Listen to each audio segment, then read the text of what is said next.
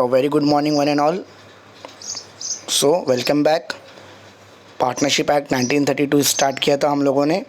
आज हम लोग स्पेसिफिकली देखने वाले हैं minor's position in partnership and property of the firm. दो टॉपिक छोटे छोटे आज हम लोग कवर करने वाले हैं. गाइज, नॉर्मली जब आप पार्टनरशिप फर्म की बात करते हो, क्वेश्चन ये आता है, can a minor B a partner? क्या एक माइनर पार्टनर बन सकता है? ये क्वेश्चन आता है. The answer is yes, a minor can be a partner. आप माइनर को पार्टनर बना सकते हो, but the thing is there are certain limitations to that, और you can say there are certain restrictions. A minor can not act as a normal partner. जो बाकी के partners हैं उनकी तरह माइनर्स एक्ट नहीं कर सकते. माइनर्स की कोई लायबिलिटी नहीं है, इसीलिए पार्टनरशिप में माइनर का लायबिलिटी भी लिमिटेड होगा. और यहाँ तक कि आप कह लीजिए they can only share the profit of the business. तो जब आप माइनर्स की बात करते हो, माइनर्स के पोजीशन की बात करते हो, तो दो तरह की बातें आती हैं. कौन सी दो तरह की बातें हैं वो देखेंगे हम लोग. ध्यान से देखोगे आप. तो गाइज़, सबसे पहले हम लोग ये समझेंगे कि माइनर है कौन.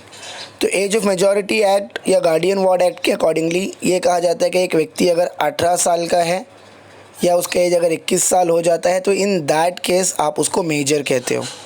तो माइनर वो पर्सन है जिसका एज 18 साल से कम है. आसान भाषा में कहूँ, बिलो द एज ऑफ 18. तो ये एज ऑफ 18 के बिलो है कह लीजिए. तो अगर ये 18 प्लस हो जाता है, अबव द एज ऑफ 18 हो जाता है, ही विल बिकम मेजर. और प्रॉब्लम ये है कि you can not enter into a contract with minor. आप माइनर के साथ कॉन्ट्रैक्ट नहीं कर सकते. इसीलिए क्वेश्चन ये आता है कि क्या माइनर को पार्टनर बनाया जा सकता है. तो गाइज याद रखिए, ये तो सच है कि आप माइनर को कॉन्ट्रैक्ट नहीं कर सकते. It is actually true that a minor can not enter into a partnership agreement. But क्या कहा गया, minor can be admitted as a partner for the benefit of partnership. अगर पार्टनरशिप को फ़ायदा है माइनर के एंटर होने से और माइनर को बेनिफिट है पार्टनरशिप में एंटर होने से, तो इन दैट केस आप कह लीजिए माइनर जो है वो पार्टनर बन सकता है. बट इन दिस केस जो एग्रीमेंट होगा, माइनर खुद उस एग्रीमेंट में नहीं आएगा. माइनर का जो भी पेरेंट है, गार्डियन है, या कह लीजिए उसका फ्रेंड है जो एज ऑफ मेजॉरिटी में है, उसके ज़रिए माइनर कॉन्ट्रैक्ट करवा सकता है और एज अ पार्टनर एक्ट कर सकता है. बट याद रखिए, अगर माइनर पार्टनर बन भी रहा है, he will share profit only. उसका कोई लायबिलिटी नहीं होगा. वो कैपिटल कंट्रीब्यूट करेगा, प्रॉफिट शेयर करेगा, दैट्स इट. तो गाइस, जब मैं बात करता हूँ माइनर के पोजीशन की, माइनर के पोजीशन को हम लोग दो तरीके से समझ सकते हैं. ड्यूरिंग मिनॉरिटी माइनर का क्या पोजीशन है, और जब माइनर एज ऑफ मेजॉरिटी में आ जाता है, यानी कि 18 प्लस जब हो जाता है आपका माइनर, तो वो मेजर हो जाएगा. तो मेजर होने के बाद में उसके क्या राइट्स एंड लायबिलिटीज़ होंगे. इस तरीके से आप इस चीज़ को समझ सकते हो. तो चलिए बात करते हैं during the minority. During the minority liability क्या है और राइट्स क्या है वो देखेंगे हम लोग. गाइस, सबसे पहले बात करते हैं राइट्स की. ड्यूरिंग मिनॉरिटी जो नॉर्मल पार्टनर को राइट्स होते हैं वही पार्टनर आप कह लीजिए माइनर पार्टनर को भी है. Means what, they can share the profit. सीधी सी बात है, a minor can enter into a partnership agreement but only for profit, ऐसा कहा जाता है. तो they have a right to share the profit. Even अगर आपका फर्म लिक्विडेट हो रहा है तो जो भी प्रॉपर्टी या एसेट है वो एसेट भी कह लीजिए आप, they have a right to share asset also. जो एसेट है वो भी ये लोग शेयर करेंगे. They also have access to books. जितने भी बुक्स ऑफ अकाउंट्स है, माइनर कैन चेक और verify the books of account. Minor has absolute access just like other members. जैसे बाकी मेंबर्स को अधिकार है वैसे ही माइनर को भी अधिकार है. वो कभी भी बुक्स ऑफ अकाउंट चेक कर सकता है. अगर कोई गड़बड़ है तो इस चीज़ के लिए वो वॉइस रेज भी कर सकता है, आप कह सकते हो. सिमिलरली टू स्यू. तो अगर माइनर को लगता है कि किसी भी तरीके से उसका प्रॉफिट कम किया जा रहा है या कोई भी अनफेयर एक्टिविटी या कह लीजिए फ्रॉडलेंट एक्टिविटी उसके साथ में हो रही है, in that case he has a right to sue for his share of profit और प्रॉपर्टी. वो फर्म को स्यू कर सकता है, फर्म के अगेंस्ट में कोर्ट ऑफ लॉ तक जा सकता है. यहाँ तक कि आप कह लीजिए he can exercise this right only after coming out of the firm. Firm से बाहर आकर वो ये सारे काम कर सकता है. वो फर्म के अगेंस्ट में केस फाइल कर सकता है. तो ये तो हो गए राइट्स। जब माइनर मिनॉरिटी में है, ड्यूरिंग मिनॉरिटी, ये उसके अधिकार है कह लीजिए आप। अब बात करते हैं लायबिलिटीज़ की। तो गाइस जैसे कि मैंने पहले ही बताया है, माइनर का लायबिलिटी स्ट्रिक्टली लिमिटेड है, आप कह लीजिए सिर्फ limited liability. Minor will not be liable for any extraordinary expenditure. Minor will not give a single penny for the clearance of liability other than amount contributed by him for the purpose of business. तो business के लिए जो capital contribute किया है उसने, that is okay. कल को अगर बिजनेस डूबेगा तो ये कैपिटल भी डूब जाएगा, and that is okay, absolutely okay. But इसके अलावा माइनर अपने पर्सनल प्रॉपर्टी में से, देखिए अनलिमिटेड लायबिलिटी का मतलब होता है कि आपको अपनी पर्सनल प्रॉपर्टी सेल करनी पड़ेगी। तो माइनर की लायबिलिटी लिमिटेड है, इसका मतलब क्या, माइनर की पर्सनल प्रॉपर्टी के ऊपर कोई हानि नहीं है, आप माइनर की पर्सनल प्रॉपर्टी डिमांड नहीं कर सकते। So this is about the rights and liabilities of minor when he is in minority. अब मान लीजिए कोई व्यक्ति है जो 17 ईयर्स की एज में फर्म को ज्वाइन करता है। 1 साल तक वो माइनर था, but after 1 year he became 18, 18 साल का वो हो गया। तो ऐसे केस में क्या होगा, आप कहोगे ही इज़ अटेनिंग मेजॉरिटी। ये मिनॉरिटी नहीं होगा, यहाँ पे करेक्शन कर लीजिए आप, it will be majority.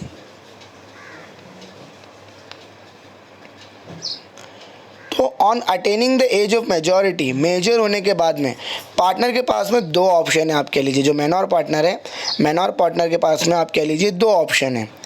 The very first option available to minor partner is he can elect to become a partner, ये पार्टनर बन सकता है। सेकेंड ऑप्शन ये है कि ही कैन नॉट बी, कह लीजिए he does not elect to be a partner, वो पार्टनर नहीं बनना चाहता।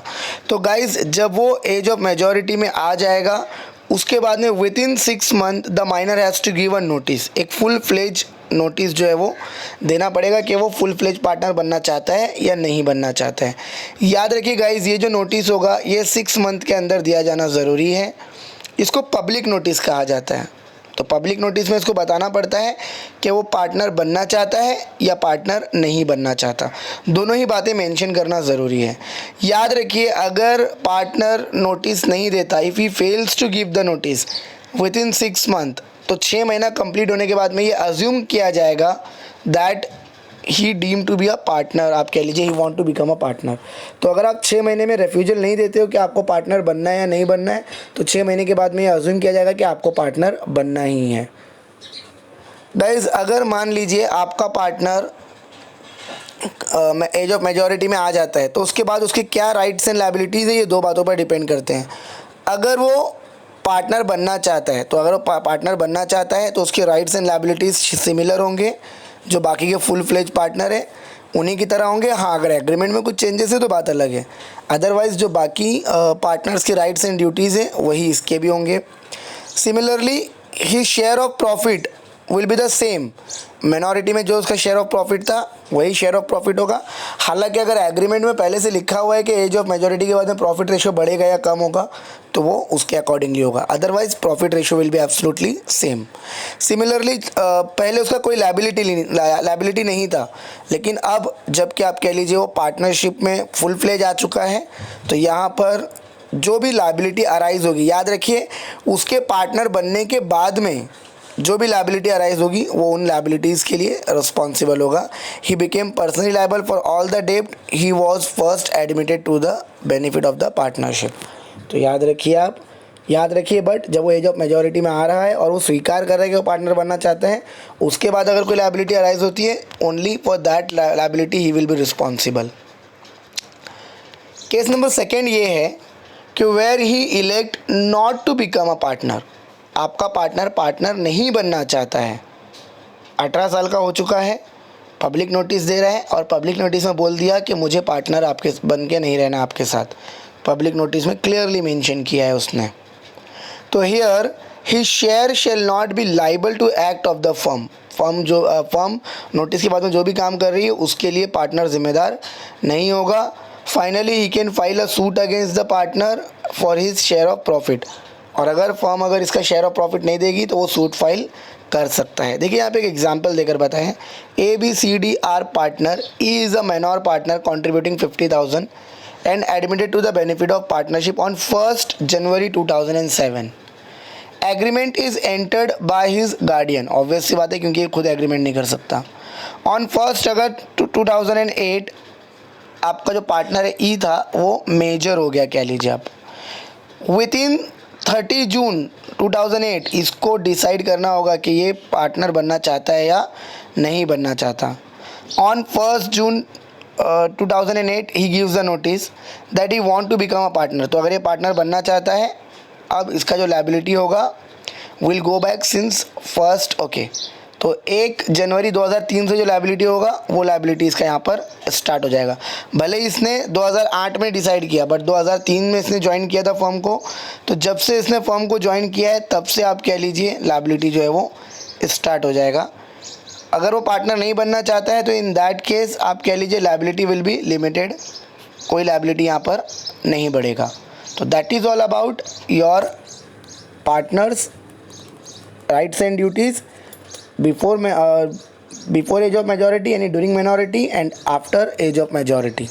So that is all about position of partner, and that was our first topic, guys. Now moving ahead, we have to see the second topic, that is property of the firm. Firm के property की बात कर रहे हैं हम लोग. एक बात आप अच्छी तरीके से समझ लीजिए, the partnership firm does not have a legal status. Separate legal status नहीं होता. It is not called a separate legal entity. ये सेपरेट लीगल एंटिटी नहीं है. Because it is not a separate legal entity, इसीलिए आप कह लीजिए यहाँ पर फर्म और partners both are one and same. तो जो फर्म का प्रॉपर्टी है वो पार्टनर्स का प्रॉपर्टी है, जो पार्टनर्स का प्रॉपर्टी है वो फर्म का प्रॉपर्टी है. तो यहाँ पे क्या कहा गया, property originally brought in by the firm. Any property, partners की प्रॉपर्टी, फर्म की प्रॉपर्टी में क्या क्या चीज़ें आएगी. जो भी प्रॉपर्टी फर्म ने खुद ख़रीदा है, यानी पार्टनरशिप में आने के बाद में कह लीजिए आप जो स्टॉक वगैरह या कह लीजिए जो भी फर्नीचर वगैरह लाया गया था पार्टनर्स के द्वारा वो फर्म करेगा at a time of starting the partnership. जो भी प्रॉपर्टी लाया गया है वो फर्म का प्रॉपर्टी है. ड्यूरिंग द पार्टनरशिप अगर फर्म ने कोई भी प्रॉपर्टी अक्वायर किया है, अगेन वो प्रॉपर्टी भी जो होगा वो फर्म का प्रॉपर्टी होगा. पार्टनर अपना कोई पर्सनल प्रॉपर्टी यूज़ कर रहा है बिजनेस में, वह the personal property of the partner is used in the business of the firm. It depend upon the intention. तो यहाँ पर इंटेंशन पर डिपेंड करता है. अगर वो पार्टी एंटर करवाना चाहती है प्रॉपर्टी को, फर्म का प्रॉपर्टी बनाना चाहती है, देन फर्म का प्रॉपर्टी होगा, अदरवाइज नहीं होगा. कह लीजिए एग्जाम्पल दिया उन्होंने टू मेक इट क्लियर. क्या कह रहे हैं, अब partners personal car is being exclusively for the firm purpose, the car became property of the firm. मैं मान लीजिए हम 4-5 लोग पार्टनर हैं और मेरा कार जो है वो सिर्फ फर्म के लिए इस्तेमाल हो रहा है, तो यहाँ पर अल्टीमेटली वो जो कार है वो फर्म का प्रॉपर्टी बन जाएगा. Conversion of joint properties into separate property, where the property is bought with money of the firm but in the name of for the exclusive benefit of the partner become a debtor to the firm for the purchase money and the property become the personal property of the partner.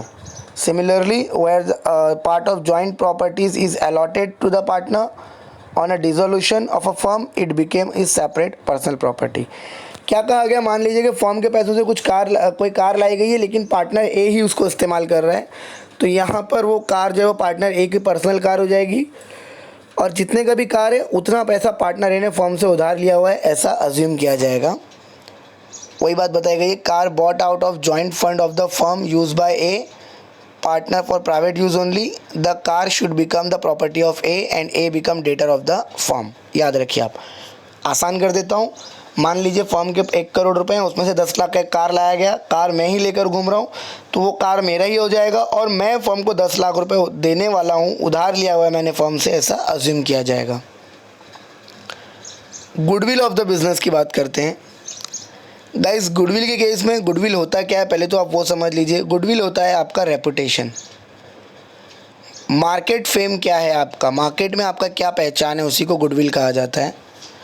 It means every advantage and the good representation in which the firm is acquired while carrying on its business.